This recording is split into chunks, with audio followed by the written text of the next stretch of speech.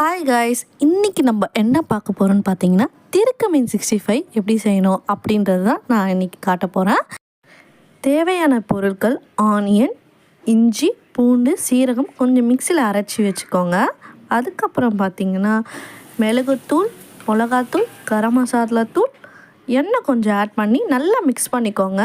மீனை எல்லா மசாலா ஃபுல்லாக மீனில் படுற மாதிரி கொஞ்சம் புளி தண்ணி ஊற்றி நல்லா மிக்ஸ் பண்ணி எடுத்துக்கோங்க. ஃபுல்லாக இந்த மாதிரி ரெடி பண்ணி எடுத்துக்கோங்க. தேவையான அளவு கொஞ்சம் உப்பு போட்டு மிக்ஸ் பண்ணிக்கோங்க. இந்த மாதிரி மீனை எண்ணெயில் போட்டு பொரிச்சு எடுத்துக்கோங்க.